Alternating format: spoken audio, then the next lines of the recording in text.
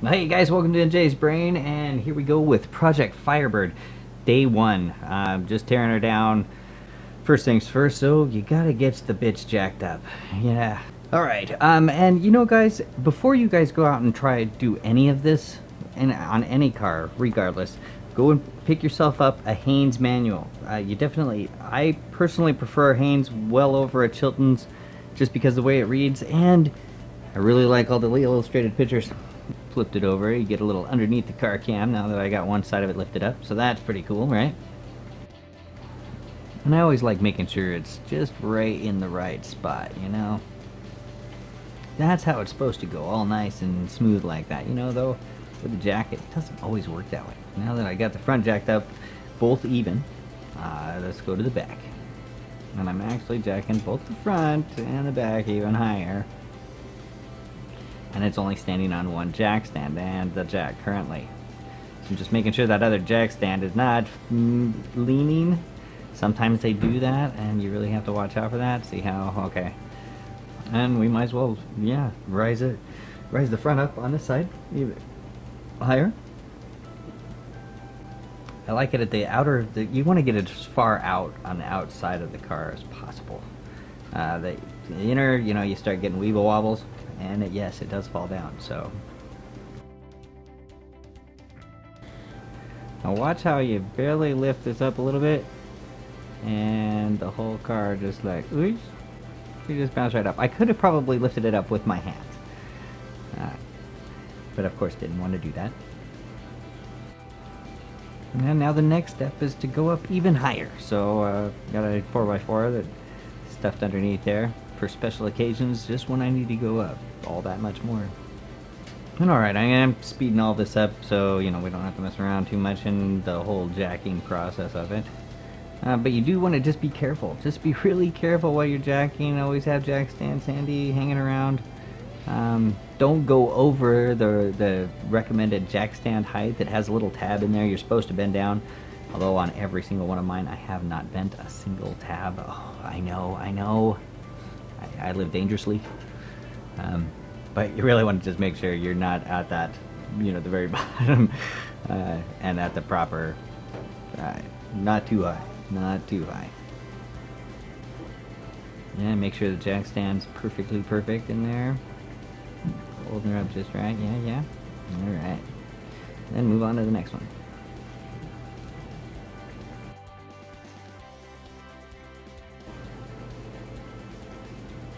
What did I say just there? Let's hear that again. Get some clearance underneath this big bitch. Guys, and you could see why I decided not to stream this live, as everything takes so extra long. Everything you do, it just takes a long time, especially when it's all by yourself. And you know, I'm taking all this extra time to make sure the jack stand's just right. Well, guess what? Because my ass is going to be underneath there in just a second, where I'm going to be at the mercy of those jack stands to make sure that the sons of bitches hold me, or hold this car up above me. So that's why I take extra precaution. Just make sure that it's sitting where I want it to be. So okay, after finally getting this sucker jacked up, right? Getting ready to take off. Starting off, might as well start with the back. Get the drive line out the way, you know, that is always a good thing. So cruising on. Chill.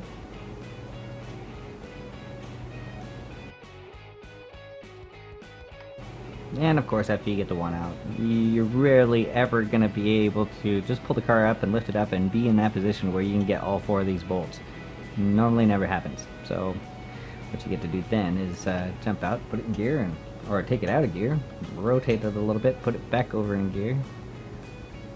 As doing right there. And then take the other ones out.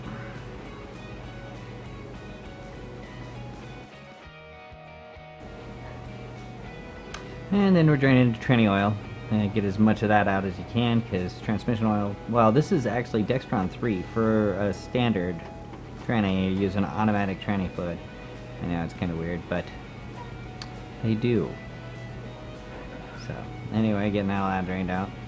Running high speed. Super fast. Still takes a long time. Alright, now after you get that the tranny drained as far as you can. There's still more in it. You never quite get it all, but got most of it. Anyhow. Okay, so I made a huge mistake. Lifting the car up without taking the wheels off of it. You're like, what are you doing, Jay? You gotta change the brakes anyway. Yes, I know. Well, I did. I actually took one of the wheels. I broke that loose, and I was gonna do something else. My wife came home. I went upstairs, ate this and that and stuff, whatever. Came back down, and then I was all about jacking the car up. So, I totally forgot 3 of the 4. But this little Makita, that Makita 18-volt impact, dude, it's awesome. It saved my ass. A fresh battery, and it was off and running. Took all 3 of them off. Bam, bam, bam, bam. I loved it. Loved it. Yes. You did that. Anyway, for future reference, guys, you always want to break loose the lug nuts on the tires before you jack this son of a bitch up. You might not be so lucky. Next, we're removing this up here. This tranny mount. Okay. And then these 4 bolts over here. And then wiggling at those guys, and then the other ones. And then I'll work on getting the bell housing off after I get the tranny out. But see that little guy right there? That needs to be unplugged. There's another plug over here. You probably can't hardly see it though, huh? But that's okay. And there's this plug here. Those will need to come out before the tranny drops down. I also have to go inside and mess around inside. So anyway, we're jumping right on inside. Now we go up on the top and digging through. Let's pour out the top of the car. First things first, though, the way the manual reads, it says you gotta disable the airbag just in case. All right, I've already taken and dislocated the battery, whatnot like that, but the manual says do this. This panel, the panel's not really much of a bitch to get apart. It's just a few screws and a couple little pop things.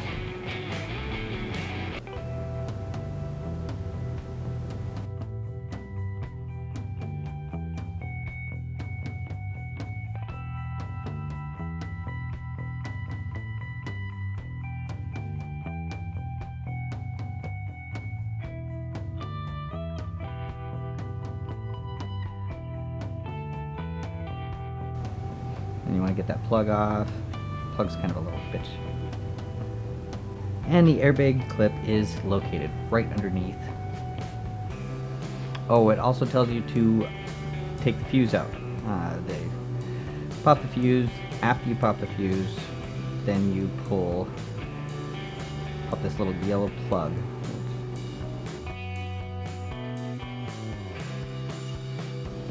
And then we're also taking out the center console so we can get to the shifter, pull that out, and get it out of there. There's 2 parts to the center console, if you guys don't know.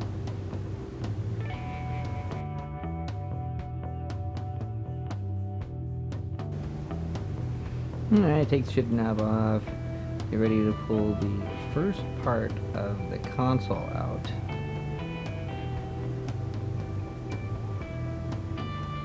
I believe it has a couple little screws right behind that back thing there. Back behind the coin holder. Hey, you pop out the coin holder and there's 2 stupid little screws there waiting to come out.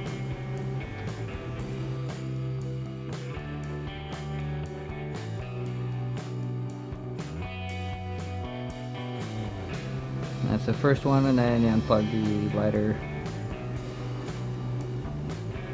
which is kind of a pain in the butt, but you know, get that out of your way. There's that, and then there's the little light, which it's burnt out. So We gotta put another little light in there. Alright, now digging into...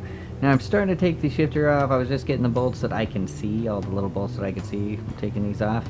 However, there's others that you just can't get into without taking the rest of the console out. So, guess what I'll be doing next?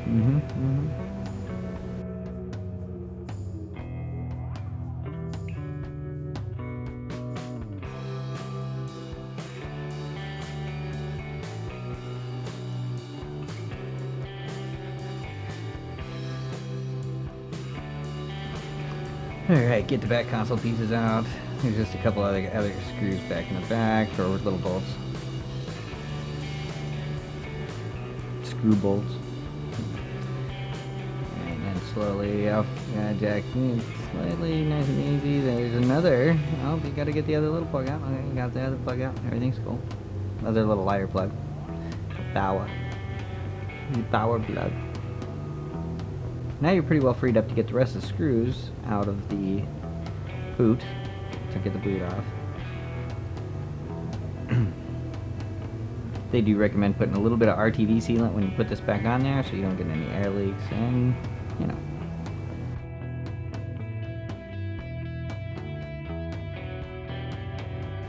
Oh, you can see that bulb right now that, yes, it's definitely dark. She's black. Black in the bulb.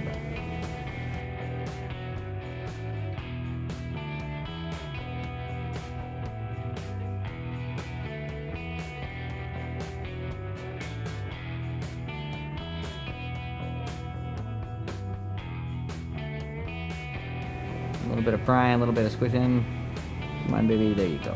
Alright, now there's 4 more that you really quickly saw, but I'm popping those out real fast.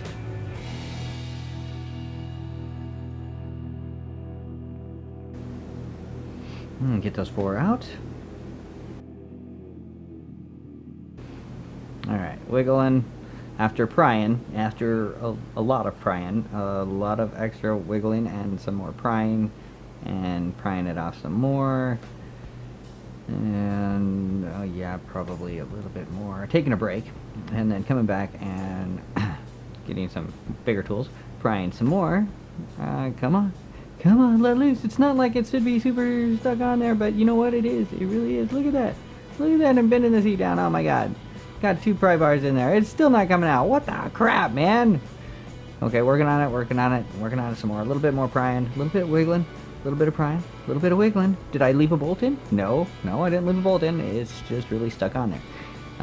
Come on. A little bit more wiggling, a little bit of prying, a lot more prying.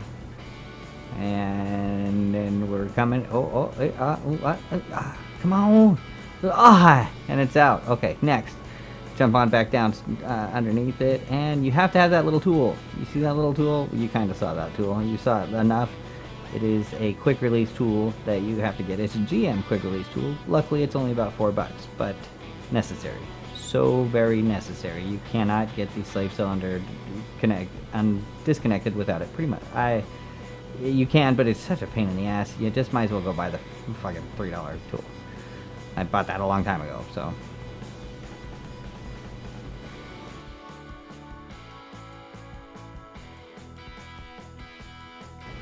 Alright, and we're going through and getting all the little plugs out, all the electrical plugs, screwing that bolt back in so I don't lose it. And we're getting the front of the mount, the torque bar. Now it's going into the torque bar mount. We're taking that bastard off.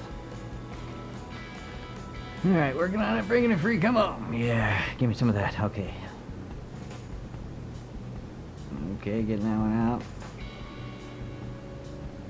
That is also connected to the exhaust mount to the one side.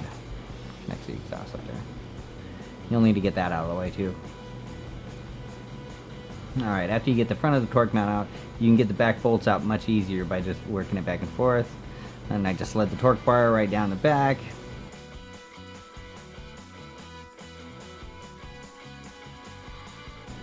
Yep, okay, and then take that wire harness right there. And you gotta dislocate that. That's another little guy that's hanging out.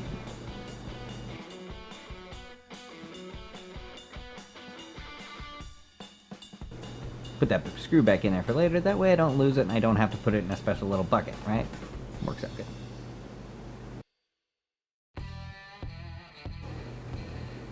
And you see I put those 2 bolts back in the bottom to the tranny in there while we get to pull the bell housing out. Alright. And after I get that, then it's getting the tranny mount off and disconnecting this, the rear transmission, bracket, I suppose. That mounts the thing in the center, so this would be the, well, I guess it's the rest of the mount, right? Whatever. Right, get that big piece of metal out the way. Alright, and you know, as I'm putting this stuff behind me, I'm always trying to keep it in the same direction to where when I go to put it back together, I just reach over and grab it and put it back in. Because, you know, sometimes the part looks the same, and sometimes it'll even almost go in the wrong way, and then you find out later it was the wrong way. So I always, it's just something of mine, a little thing that I do to just make sure that it's not gonna be the wrong way, and when I put it in, it's just gonna slide right back in, just like I pulled it back out and moved it off to the back. As long as it doesn't get kicked and switched around, but usually when it's underneath the car and in the back there, there's no reason for it to be kicked around or nothing like that, so usually for the most part we're pretty good. Okay, and then after you get the bell housing off, you're not done yet. You think you're done, you're not even close to being done. There's 2 braces, and it only comes on some cars. Apparently the Firebird has them. I don't know if the Camaro does. I can't recall if I had to take those off when I did the training on that a couple years ago.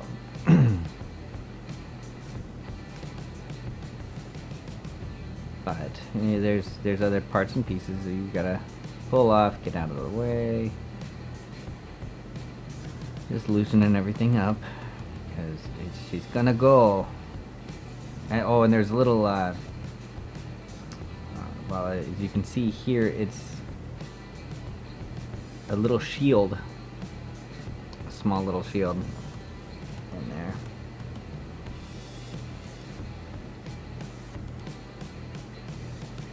And to get that extra torque to break this thing loose, I had to get another wrench and put the inside eyelet on there and wrench it, because I only had just a little bit of room and not enough leverage to break it free from the bell housing. And get this wobble in there. Watch this wobble go. Come on, work right. Stay on there. Be good. Gotta be gentle and easy, otherwise the wobble will shoot off somewhere. Okay, good. Another bolt down. Another one bites the dust.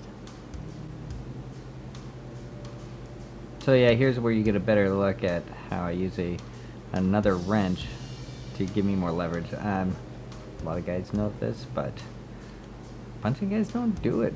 I don't know. You know, when you do put 2 wrenches together like this, you really want to be careful. I've broke the ends of wrenches on there.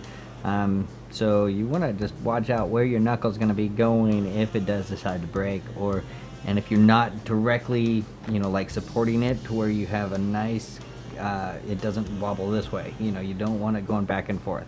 That really sucks and can really hurt you.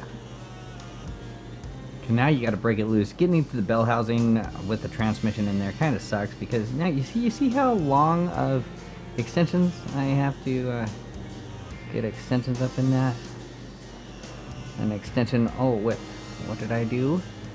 Did I throw a wobble on it? No. After I broke free, once I break each one of them. But thank goodness for extensions. That's all I gotta say. I'm glad I had this enough to reach completely to the back of the tranny. So after all this ruckus, clearing all the bolts out, getting the front shield off of it, the little side things, here is the tranny. It's coming down. And it started dumping oil out the back. Of course the tail shaft has to have some more oil in it. Damn it. Made a mess. It blows. But what do you do? Alright, yeah, see that nice mess right there? That's so groovy, isn't it? Groovy. Groovy indeed. But, you know what I have? Way better than the dry crap that you get at like Nap or whatnot. Cat litter. Cat litter works great. It does clean up the mess very well. Although I just made more of a mess by dumping it off to the side, but you know, hey. And just coat that up, let it sit there for a little bit, and be ready to rock. Okay, after that, just slide the tranny the rest of the way out there. Everything's kind of cool. Except some of you may notice that on the transmission mount, or the transmission jack, I'm sorry. Some of you may notice on the transmission jack there is no jack on there. Yeah, you're absolutely right. Unfortunately, when I started to work this jack the last time, it went up, but then it would not come down. I couldn't get, it just like froze straight up. So I got to tear it apart, fix it. And so what I did is I took my other jack and jacked up the, made it like a little scissors thing, jacked it up in there, worked it around. As you see, I'm trying to get the jack out now, underneath from the tranny. So, because it's still not low enough, so I can't get the transmission out. So I'm just working around. You know, hey, this is what you do when you're by yourself and you don't have a buddy that's, you can just say, hey, get on the one side, I'll get on the other side, and let's pull this thing out.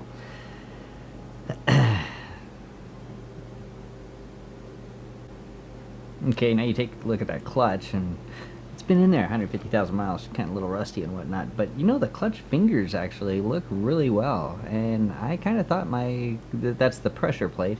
I thought the pressure plate had failed on me, but I don't see any broken fingers, you know, stuff like that. That's kind of odd.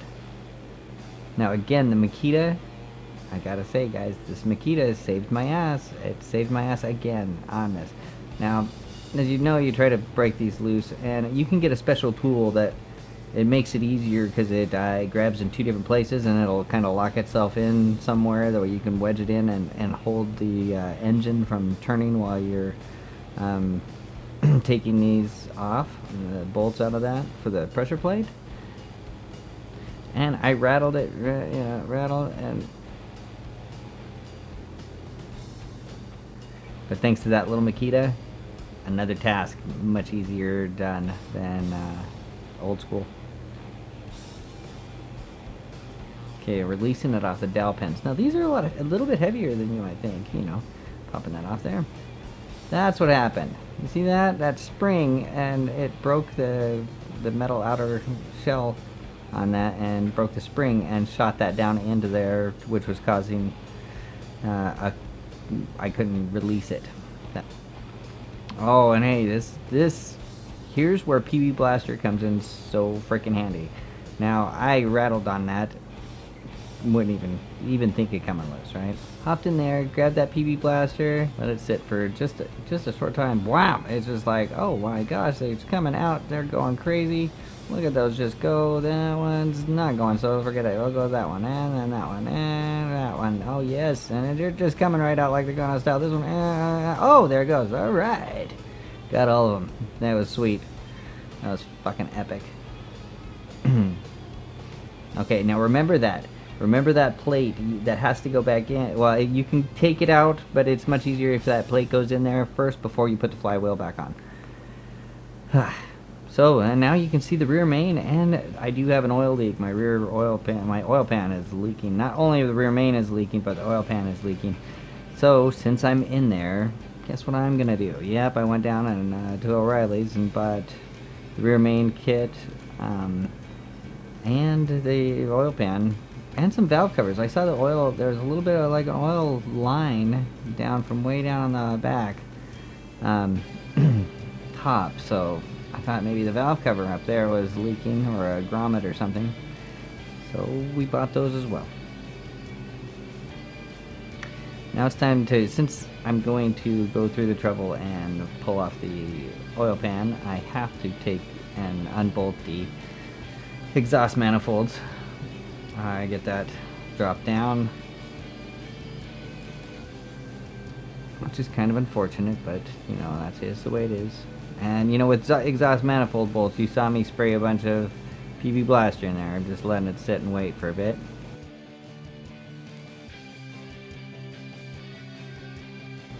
Got all the oil drained.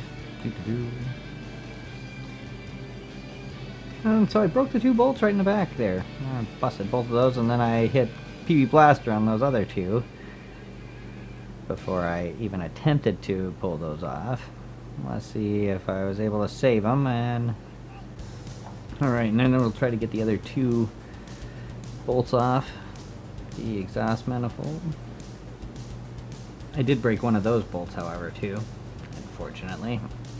So I get to drill those out. Yeah, okay. Well, alright guys, that does it for day 1, and actually it was a Sunday and early Monday morning combined. I did it, you know, I wanted to get at least the tranny out and not show you on day 1 where I almost got the tranny out and then had to come back. So anyway, I hope you enjoy. Stay tuned for episode 3 of what I gonna do next. You know, I gotta change the oil pan. There's a whole laundry list of things that in this project that I'm doing, and I'm gonna try to complete the whole entire thing that I've never done before, completely by myself. The biggest problem that I've ever had with personally doing this, or doing any kind of mechanic work, of course, is not having the brute force and the muscle to jockey around a 90 to 100 and some odd pound fucking tranny up into and get it down into the pilot bushing and make everything pretty.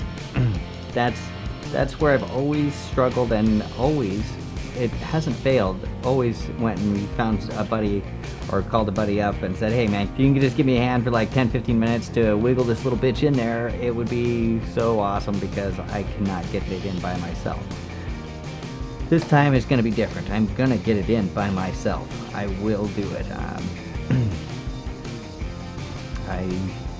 I have faith. I have faith this time. So stay tuned for next time. Until then, guys, have a great one. We'll see you out on the track. Take care.